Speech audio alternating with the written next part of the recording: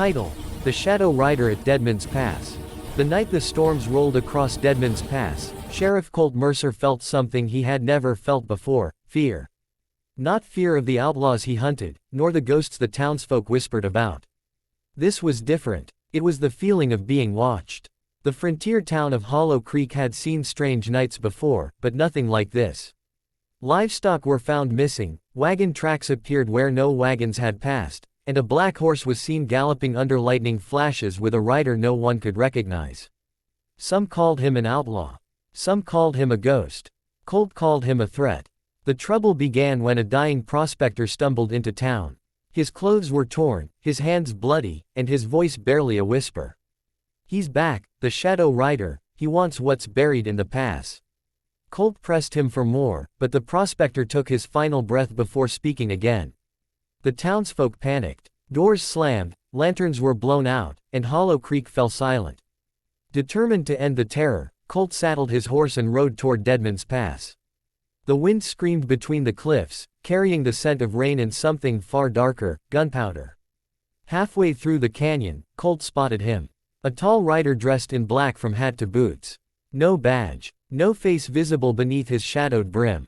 His horse was coal black, standing perfectly still as if carved from midnight. "State your name," Colt shouted. The rider said nothing. Thunder cracked, and for an instant, Colt saw something chilling: chains around the rider's boots, as if he had escaped from some place no man should ever be. The rider suddenly raised his hand. A bullet whistled past Colt's ear. Colt jumped behind a boulder, heart pounding. The Shadow Rider fired again, each shot impossibly accurate, ricocheting mere inches from Colt's position. Colt returned fire, but the rider vanished into the storm. The next morning, Colt returned with a search party. They found horse tracks, but they ended abruptly, right at the edge of the canyon wall. "No horse could jump that," one deputy whispered. But something had. As they searched, Colt found a rusted metal box buried beneath loose stones. Inside was a map, an old, hand-drawn route leading deeper into Deadman's Pass, with a mark labeled simply "The Det." That night, Colt studied the map by lantern light.